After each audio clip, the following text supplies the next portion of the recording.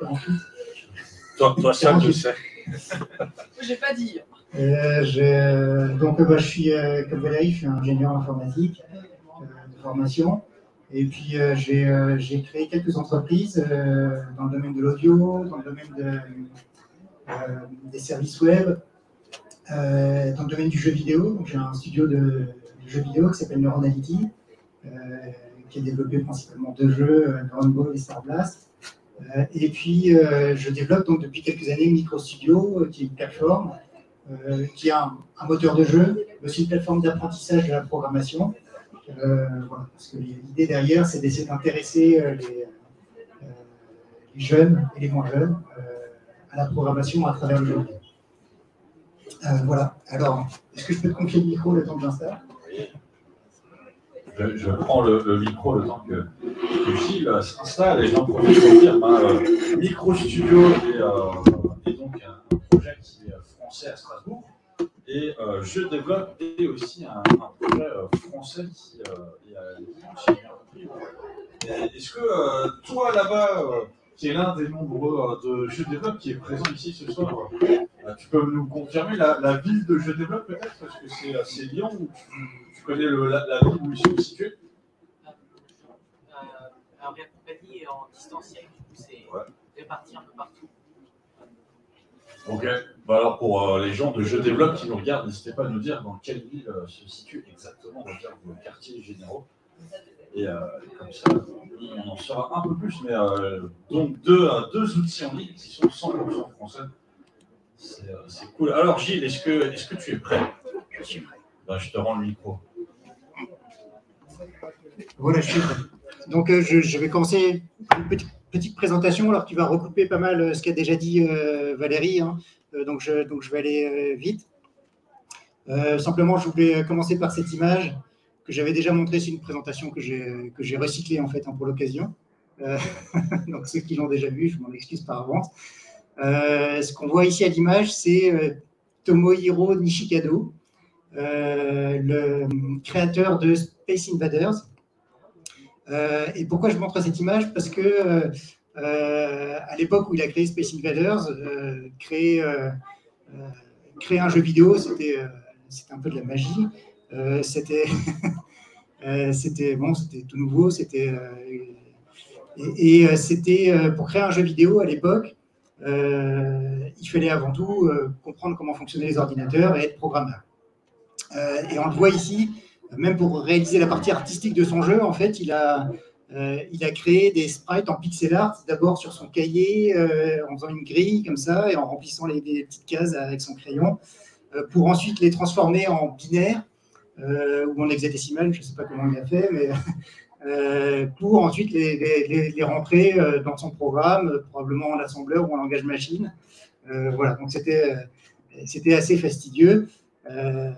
Et voilà, donc c'est un petit clin d'œil. Et puis j'en profite pour vous conseiller la série dont l'image est tirée. Là, c'est la série High Score qui est sur Netflix, qui est vachement intéressante et qui retrace un petit peu les 2 premières décennies de la création du jeu vidéo et toute la folie que ça a engendré. Voilà.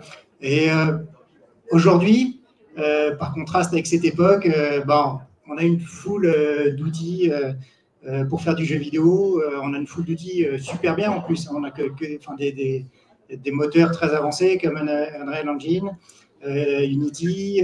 On a donc des moteurs de jeu dont le principe c'est d'avoir un éditeur qui vous permet de créer une scène et puis ensuite de programmer des interactions en utilisant des comportements ou parfois en scriptant, donc en codant. Et puis on a des moteurs qui sont plus dans l'esprit du framework, c'est-à-dire que ce sont des bibliothèques de fonctions accessibles depuis un langage de programmation et donc qui vont être plus centrés sur le code, comme Modogame par exemple est un exemple. Voilà. Et ce que je veux mettre en avant dans la présentation, c'est qu'en fait, pour faire du jeu vidéo, il faut programmer de toute façon, parce que dans le jeu vidéo, c'est pas un média passif. Il va se passer des choses et il va y avoir du contrôle de la part de l'utilisateur, il va y avoir des mouvements, qui vont jamais se reproduire deux fois de la même façon. Et tout ça, il faut que ce soit programmé d'une manière ou d'une autre. Les manières de programmer, donc voilà, ça on l'a déjà vu avant, mais donc on voit ici Scratch, on voit un morceau de Unity, je crois. On voit aussi, je pense, des blueprints d'Unreal Engine. Et tout ça, ce sont des façons différentes de programmer. C'est-à-dire de définir une condition qui doit déclencher un événement, qui doit modifier une certaine valeur, une certaine variable dans l'état du jeu. Ça, on va en parler aussi après de l'état du jeu. Alors, c'est pour ça, bon, alors j'avais fait, alors pardon, je voulais pas cibler GDevelop en particulier, c'est un slide que j'avais dans cette présentation, mais il y a des moteurs qui vous font la promesse de créer des jeux sans coder. Alors moi je dis sans coder, oui, sans programmer, non, en fait.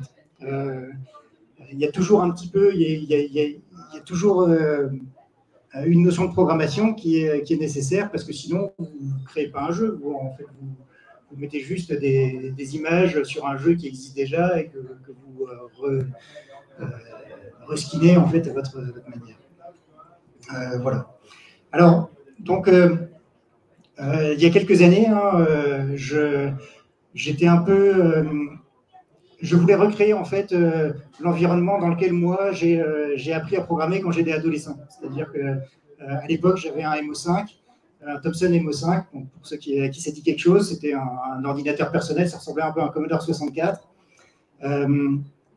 Et avec un MO5, en fait, vous l'allumiez et il y avait une invite de commande et vous pouviez directement, enfin, l'une des seules choses que vous pouviez faire, en fait, c'était commencer à programmer en BASIC pour essayer de faire quelque chose, ou alors ouvrir un livre et puis recopier un programme qui était dans le livre en BASIC pour créer un mini-jeu.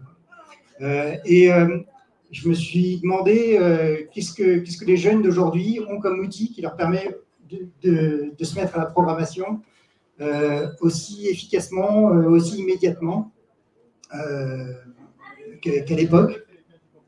En éliminant vraiment le maximum de barrières. Et puis bon, j'étais pas convaincu par tout ce qui est. J'ai vu mon fils, par exemple, utiliser Scratch. Alors Scratch, c'est super pour découvrir un peu la programmation, pour appréhender un peu les concepts, les conditions, les boucles, etc. On apprend des choses avec Scratch. Mais à un moment donné, quand on a envie d'aller plus loin, si on avait envie vraiment de créer un jeu, on peut le faire avec Scratch, mais ça devient vite compliqué. En fait. Et à un moment donné, je pense qu'il y a un seuil au-delà duquel c'est plus facile de faire les choses avec du code qu'en assemblant des blocs. Et voilà. Donc moi, j'aimerais que les jeunes se mettent au code, enfin en tout cas ceux qui s'intéressent à ça, à la création de jeux vidéo, se mettent naturellement au code. Donc c'est pour ça que j'ai créé MicroStudio. Donc MicroStudio, c'est un moteur de jeu. C'est à la fois une plateforme d'apprentissage. Les principes fondamentaux, c'est que c'est accessible, gratuit, open source. Il faut qu'il y ait vraiment le moins possible de barrières à l'entrée. Et l'accessibilité, c'est aussi le fait que c'est un site web, en fait. Donc, il suffit d'un navigateur web pour utiliser MicroStudio complètement. C'est un environnement intégré, c'est-à-dire qu'on peut programmer, mais on peut aussi créer ses sprites, créer des maps, le son un petit peu, la musique bientôt, directement dans le moteur, en fait, sans avoir besoin d'utiliser d'autres outils. Il est gratifiant, c'est-à-dire qu'on commence à peine à créer un projet, on peut déjà le tester sur son téléphone portable, on peut l'exporter facilement sur plein de plateformes. Donc on peut montrer à son copain, voilà, regarde ce que j'ai fait avec MicroStudio.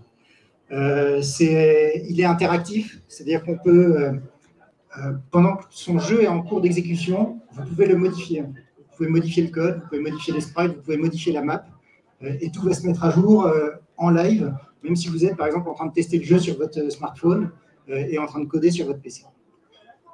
Il est collaboratif, c'est-à-dire qu'on peut travailler à plusieurs sur un même projet, et on est synchronisé, tout sera synchronisé en temps réel.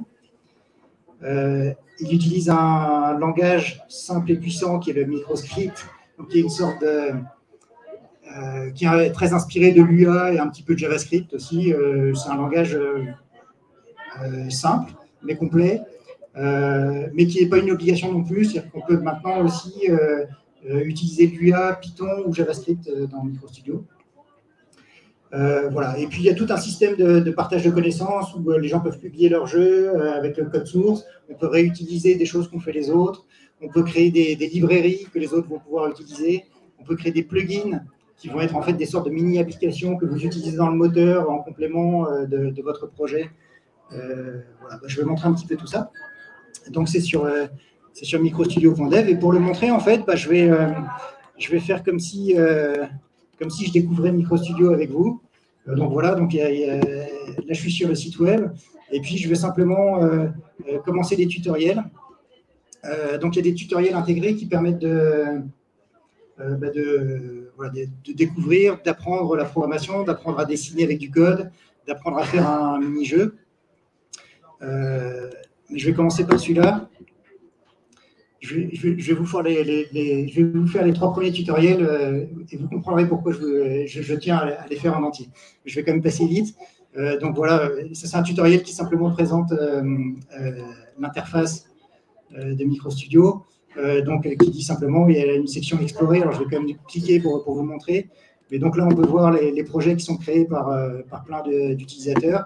Pour chaque projet, on peut cliquer par exemple découvrir le code en fait, tout ce qui était programmé, les sprites, et on peut cloner le projet carrément pour faire une copie pour soi et puis commencer à le modifier. Et on peut également récupérer des parties. Donc créer, c'est ce que je vais vous montrer après. Donc les tutoriels, on y est. La documentation, donc, y est intégrée. La communauté, bon, ça, c'est pas la peine que c'est une sorte de forum, hein, c'est pas la peine que je le montre. Voilà. Mais donc, je reprends mon tutoriel pour le terminer. Voilà.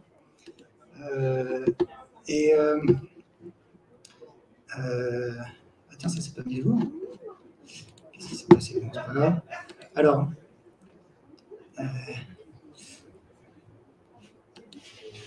Alors, je vais créer en tant qu'invité. On n'est pas obligé de créer un compte. Hein. On peut travailler en tant qu'invité sur MicroStudio. Ce que je n'ai pas dit aussi, c'est que donc, on peut l'utiliser intégralement en ligne. Il y a aussi une application à télécharger qui permet de travailler hors ligne. Hein, qu'est-ce qui se passe là?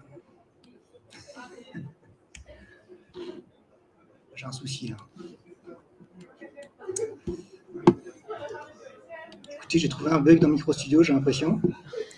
Alors, qu'est-ce qui s'est passé? Je sais pas, je verrai ça après. Bon, c'est bon, j'ai réussi à m'en sortir. Alors, donc, quand on crée un projet dans MicroStudio, donc on se retrouve dans cette fenêtre principale où on a en fait différents onglets qui nous permettent de travailler sur les différents aspects du projet. Donc, il y a l'onglet code qui est l'onglet principal en fait dans lequel on va coder le jeu. Et puis, on va l'exécuter en même temps et le tester, le débugger et puis le faire avancer. On a la section sprite où on va créer, où on peut créer des sprites animés, des tile maps, etc. qu'on va utiliser ensuite dans l'éditeur de map. Donc ici, c'est l'éditeur de map. Voilà, je peux juste vite fait créer une map et puis commencer à dessiner des plateformes avec l'icône de mon jeu. Voilà, donc il y a une documentation, il y a des onglets son et musique dans lesquels pour le moment on peut juste déposer en fait des fichiers Wave, des fichiers MP3 qu'on va lire pendant le jeu. Il y a un onglet documentation donc, dans lequel on peut juste écrire une documentation en Markdown si on le souhaite.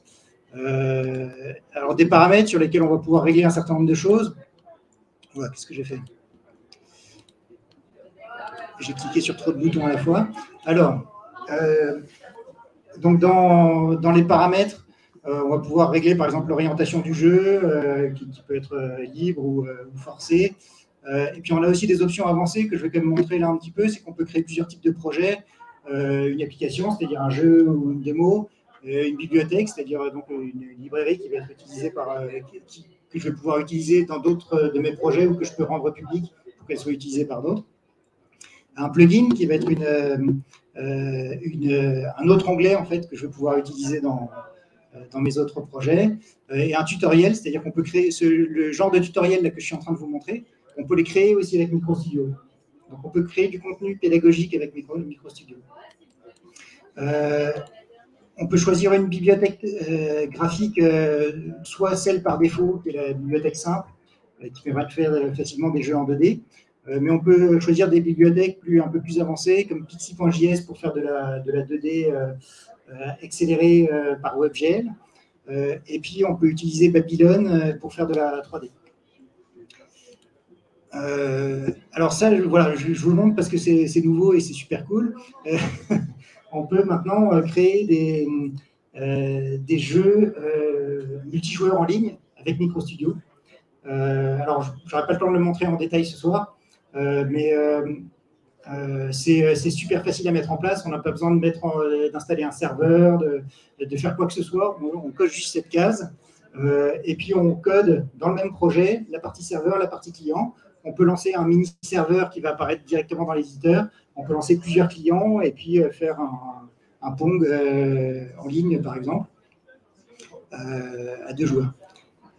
Et donc, on peut faire n'importe quel... Le modèle, c'est un modèle client-serveur, donc on peut faire vraiment tout type de jeux multijoueurs en ligne. Voilà. Et puis, on peut activer aussi des bibliothèques additionnelles, Matter.js, qui est un moteur physique 2D, et Canon.js, qui est un moteur physique 3D, donc on activera en général en conjonction avec Babylon. Voilà. Et puis, on a des options de publication. On peut exporter à tout moment le jeu en HTML5. Si c'est un jeu multijoueur en ligne, on peut exporter aussi le serveur sous la forme d'une application Node.js autonome. Et puis, on peut exporter pour Android, pour Windows, Mac, Linux. Voilà. Alors, je termine ce tutoriel. En fait, le truc, c'est ça, ma progression. J'étais perturbé tout à l'heure parce que ma progression sur le premier tutoriel n'était pas enregistrée, parce que je n'étais pas encore un invité, quoi. Ça, c'est un truc qui est un petit peu... Alors, je le termine quand même pour le valider, parce que ça va être, ça va être important pour la suite. Et maintenant, on va faire un premier projet pour que vous voyez un peu mieux comment ça fonctionne. Je ne sais pas du tout comment je vais coder en tenant le micro, mais on va essayer quand même. Alors voilà, donc on va faire notre premier projet. Et là, je vais venir sur un aspect important. Qu'est-ce que c'est un jeu vidéo finalement? Un programme de jeu vidéo qui s'exécute, c'est un état du jeu qui en permanence réside dans la mémoire du programme, dans la mémoire de l'ordinateur. C'est le fait de dessiner cet état du jeu sous la forme d'une image pour le joueur.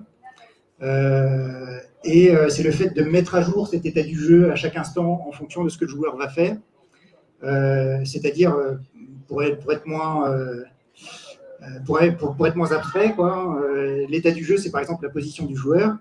À chaque instant, si le joueur pousse le joystick vers la droite, eh ben, il faut que je fasse avancer son personnage vers la droite. Donc, il faut que je change dans l'état du jeu la position du personnage vers la droite. Et puis, à chaque instant, il faut que je redessine ce que voit le joueur à l'écran, en tenant compte justement de cet état du jeu qui a changé, donc la nouvelle position du personnage. Et c'est ce qu'on met en place dans les moteurs de jeu qui ont un peu ce paradigme, qui sont nombreux, qui ont ce paradigme un peu d'avoir 3 points d'entrée principaux, une fonction init qui permet d'initialiser tout l'état du jeu, c'est-à-dire c'est là que je vais instancier les ennemis, par exemple. Si j'ai besoin de 10 ennemis dans mon jeu, je vais les créer ici. Si j'ai besoin de créer mon personnage joueur, et puis si j'ai besoin de charger une map, par exemple, on va le faire dans init. Ensuite, donc, on a cette fonction update qui, dans le cas de MicroStudio, est une fonction qui, par contrat, est appelée 60 fois par seconde, quelle que soit la fréquence de rafraîchissement de l'écran. Cette fonction update, elle va être appelée 60 fois par seconde, et c'est là que vous allez mettre en place la logique du jeu en général, c'est-à-dire les déplacements, la physique, les collisions, etc. Ça va se produire ici, et ça va justement modifier l'état du jeu. Et la fonction draw, qui elle peut être, qui va être appelée à chaque fois que l'écran peut être redessiné, c'est-à-dire que ça va dépendre de la fréquence de rafraîchissement de votre écran. souvent, ça va être aussi 60 fois par seconde, mais parfois ça peut être 120, 144. Et donc dans cette fonction draw, on va dessiner l'état du jeu à l'écran. Alors, je dois cliquer sur Sprite maintenant pour accéder à l'éditeur de Sprite. Alors je clique, voilà. Je vais créer un Sprite, parce qu'on me le demande. Alors, voilà, je vais créer un... Je vais faire plus simple que ça, parce que 32 par 32, ça fait beaucoup de pixels à peindre. Alors, je vais faire juste 16 par 16. Voilà. Et puis, je vais dessiner un petit fantôme, parce que j'aime bien dessiner les fantômes, et puis c'est facile. Alors, je vais utiliser quand même... du coup, je vais utiliser la symétrie, là. Voilà, ça me permet d'aller plus vite. Voilà. C'est pas mal. Du premier coup. Voilà. Et puis, je vais enlever la symétrie. Je vais mettre un petit peu de... Je vais lui faire une petite ombre comme ça, parce que j'aime bien faire ça aussi. Voilà, une petite zone un peu plus ombragée. Et puis, je vais lui faire des yeux. Voilà. Voilà, c'est pas mal comme ça. On va se contenter de ça, je pense, pour aujourd'hui, au niveau graphique. Voilà. Donc, j'ai créé mon sprite. Et maintenant, où j'en suis? Donc ça j'ai fait. Oui, pardon, j'avais sauté une étape. J'avais anticipé cette étape, donc j'ai dessiné mon personnage. Voilà, j'essaie quand même d'aller un peu vite parce que voilà, parce que vous êtes grand.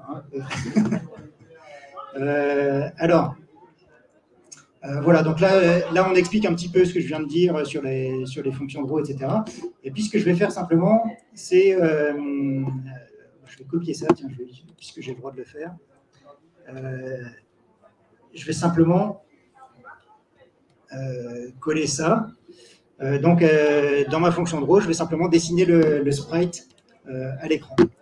Et là, donc, je vais vous montrer tout de suite que je peux lancer le programme. Et voilà, on constate que, en effet, le sprite s'affiche.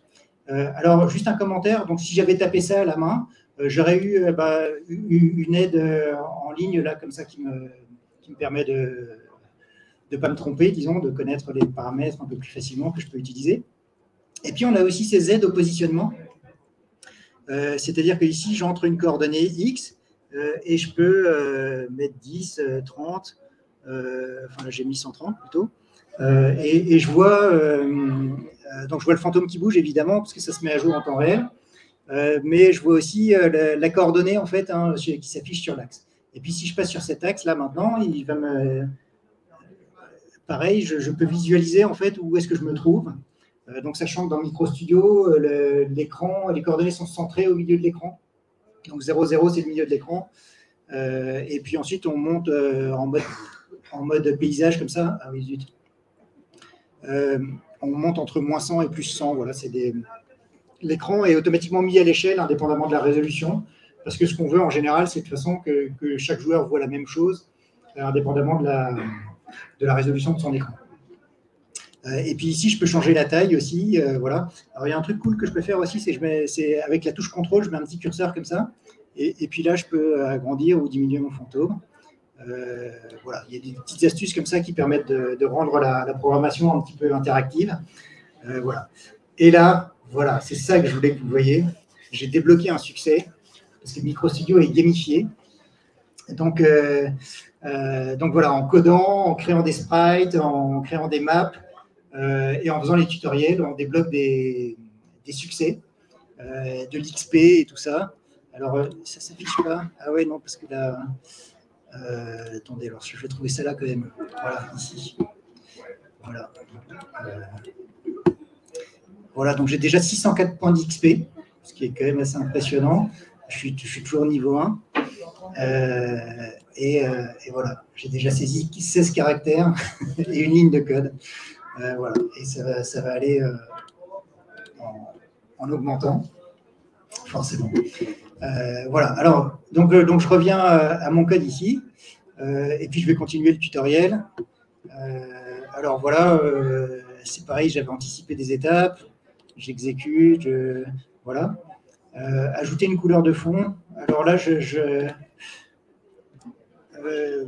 c'est un tutoriel que j'aurais dû revoir, parce que maintenant on peut faire ça plus facilement.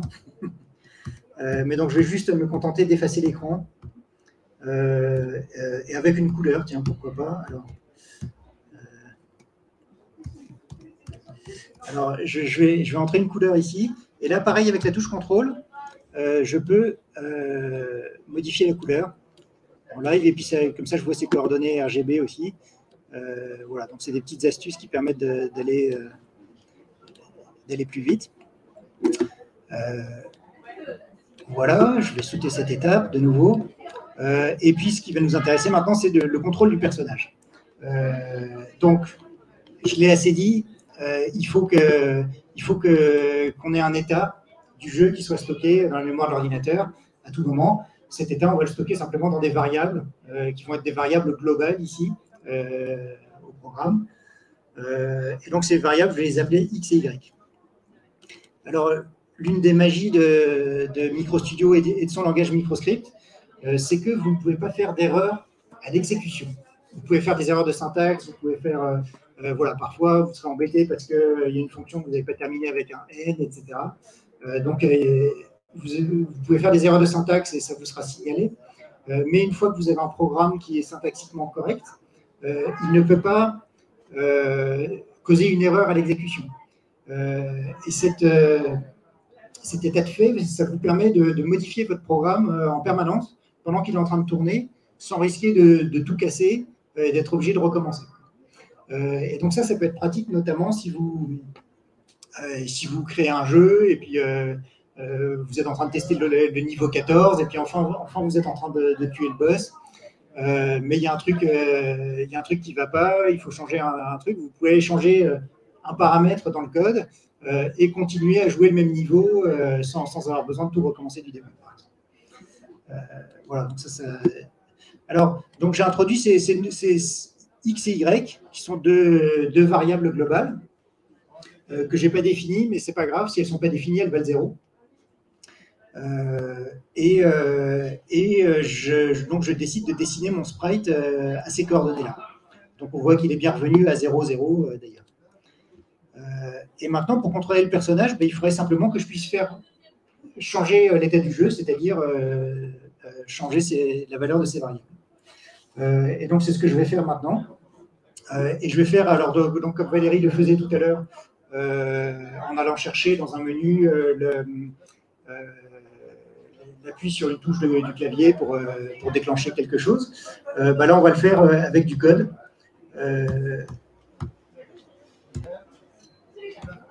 Alors voilà, désolé, je tapais une main et un doigt. Alors, if keyboard.left. Voilà, donc keyboard, c'est le. Alors, je ne sais pas si l'aide s'est affiché, j'ai pas eu le temps de voir. Si.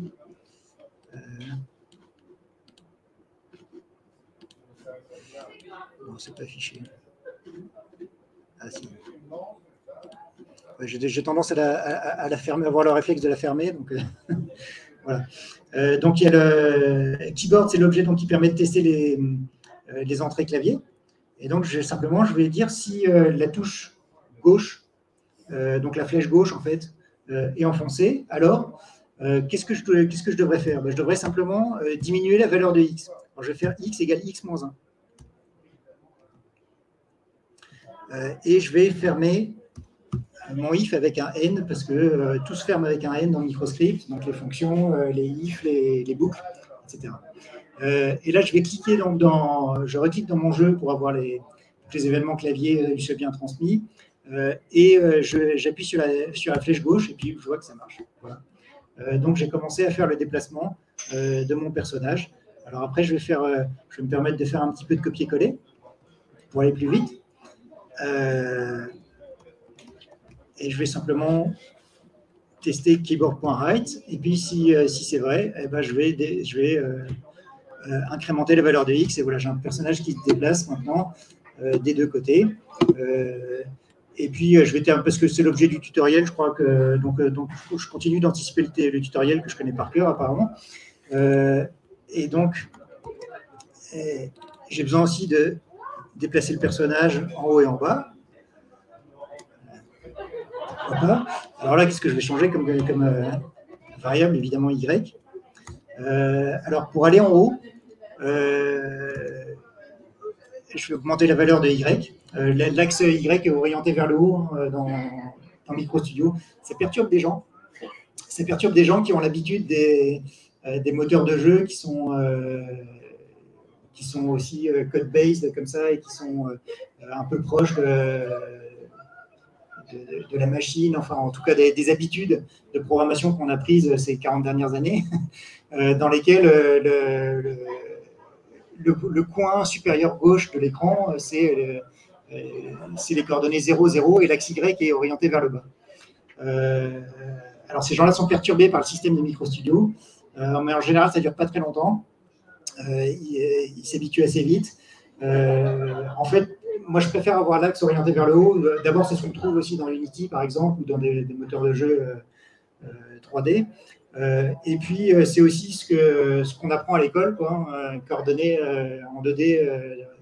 Le repère cartésien, c'est l'axe X il va vers la droite et l'axe Y il va vers le haut. Voilà. Donc pour moi, c'est tout. Si vous avez un personnage qui va prendre de l'altitude, vous allez simplement augmenter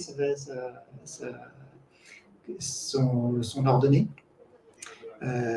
Voilà, si vous avez un personnage qui tombe, la chute, ça va être vers le bas, donc c'est un nombre négatif. Voilà. Alors, je termine. Je ne sais pas où j'en suis au niveau temps. Ça va ?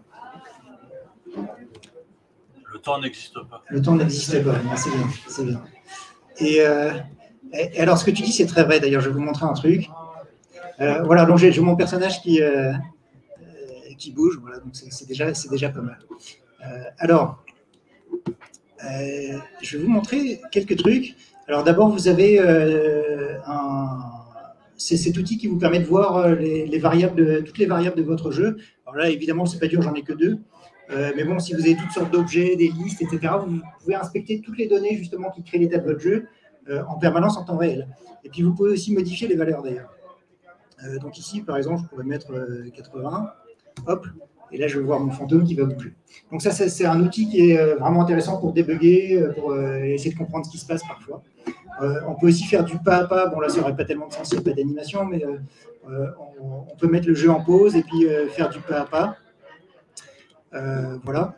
Et puis, on peut, ça c'est une des nouveautés que j'ai apportées cette année, on a une machine à remonter le temps qui vous permet d'enregistrer ce que vous faites. Et puis, donc voilà, je vais déplacer le personnage comme ça.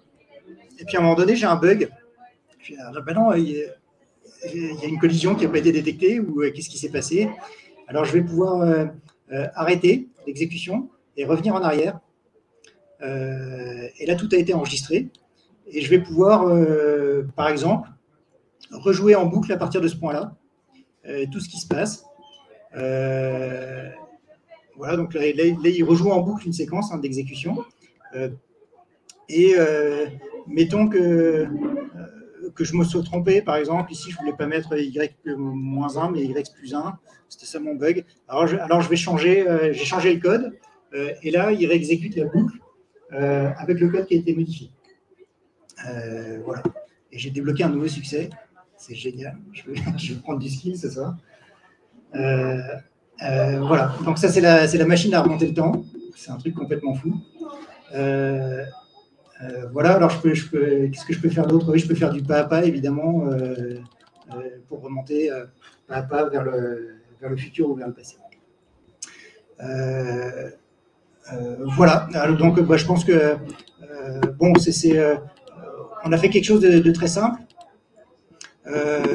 On peut évidemment faire des choses plus compliquées. Alors, la différence essentielle de MicroStudio avec les outils peut-être dont on a parlé avant, c'est que c'est centré sur le code, vraiment. C'est que là, on fait tout avec du code. Il n'y a pas de magie, c'est-à-dire qu'il n'y a pas de... si vous avez besoin de détecter une collision, vous n'avez pas, par défaut, une fonction qui va magiquement vous dire oui, l'utilisateur clique sur le sprite. Il va falloir imaginer comment on peut coder, comment on peut détecter que la souris est sur le sprite. qu'est-ce que ça veut dire en termes de conditions, en termes de if, quoi, en termes de comparaison, de coordonnées, etc. Donc ça peut paraître parfois plus compliqué, mais heureusement, vous pouvez aussi utiliser des outils, alors comme les librairies par exemple, qui vont vous permettre de vous décharger de toute cette difficulté sur certains cas. Par exemple, vous avez Quick Engine, c'est un moteur de platformer en fait. Donc je peux l'importer ici dans mon projet en un clic. Et là, j'ai un moteur de platformer avec sa documentation qui va avec et qui va m'expliquer comment initialiser le moteur, comment rajouter des sprites, gérer la gravité, les mouvements, les plateformes, etc. Voilà, donc il y a toutes sortes de plugins. Il y en a un très simple que j'avais fait récemment parce que justement pour cette histoire de collision, parce que ça a l'air de rien, les collisions, c'est toujours un problème en fait pour les débutants. Voilà, et donc là, ça c'est une librairie qui simplement va détecter la collision entre deux sprites, pourvu que vous lui donniez la position et les dimensions de chaque sprite, ou qui va détecter s'il y a un point particulier est dans une forme ou pas. Voilà, il y a deux fonctions pour ça. Voilà, et puis il y a toutes sortes de librairies comme ça pour faire des choses intéressantes. Et il y a aussi un système de plugins que je n'ai pas montré encore. Et donc là, le système de plugins, c'est avec MicroStudio, vous pouvez développer un outil et puis ensuite vous dire, bah, cet outil, ce serait sympa si je l'avais dans MicroStudio. Par exemple, si je l'avais dans MicroStudio pour créer du contenu pour un autre projet. Par exemple, j'ai dit qu'il n'y avait pas d'éditeur de son dans MicroStudio encore. Pour l'instant, on doit se contenter d'importer des fichiers Wave, mais on peut aussi utiliser cet outil qui s'appelle MicroFXR. Donc là, je viens de cliquer dessus. Il est apparu ici, dans les onglets de mon projet. Et donc, je vais pouvoir l'ouvrir. Donc là, ce qui s'ouvre, c'est une application qui a été faite avec MicroStudio et qui fait du son. Je ne sais pas si on a du son. On n'a pas de son. Il vaut mieux. Il vaut mieux qu'on n'ait pas de son parce que parfois ça arrache un peu les oreilles. Mais là, voilà, je peux faire un son. Et puis, dès que je suis content de mon son, je vais le sauvegarder. Et ça a bougé un peu ici. Je ne sais pas si vous avez vu. Et mon son, en fait, il est là. En fait. Je l'ai dans mon projet. Je peux maintenant l'utiliser dans mon projet. Voilà. Donc, il n'y a pas encore beaucoup de plugins qui ont été créés. Mais il y en a quelques-uns qu'on peut déjà utiliser. Il y a quelqu'un notamment qui a créé Illustrator, quoi, simplement. Donc, on peut créer avec son appli, qui est génial. On peut, alors je ne sais pas très bien encore l'utiliser, mais on peut créer des formes, des formes vectorielles comme ça, et puis les utiliser ensuite dans son programme MicroStudio. Voilà. Voilà, et puis bon, juste pour reboucler, il y a tous ces jeux qui existent, qui ont déjà été faits, qui sont en démo. Parfois, c'est des jeux, parfois, c'est juste des petites démos, parfois, c'est juste des features qui permettent de faire du mashup, hein, de réutiliser des choses qui existent déjà. Et puis voilà. Par exemple, celle-ci, je peux pas. Oh, il y a un truc que j'ai oublié de vous montrer. Un truc vraiment important. Je suis en train de travailler sur mon projet. À tout moment, je peux cliquer ici. J'ai un QR code. Je scanne le QR code et je lance mon jeu sur mon téléphone. Voilà. Et ensuite, je peux continuer à modifier mon jeu et il va se modifier sur le téléphone pendant que je suis en train d'y jouer. Voilà. Ça ne marcherait pas très bien avec ce jeu parce qu'il faut un clavier, en fait. Mais en général, ça marche bien. Voilà. Voilà, et simplement, bah, ça, c'est des petits jeux. Alors, ça, c'est pas vraiment un jeu, mais c'est une démo du multijoueur en ligne, en fait. Alors, il vaut mieux être avec un copain pour l'utiliser. Voilà, là, je suis tout seul, mais si jamais vous vous connectez sur le même jeu au même moment, bah, je vous verrai ici, et puis on pourra se faire des coucous dans le jeu. Voilà. J'ai fini le tour d'horizon.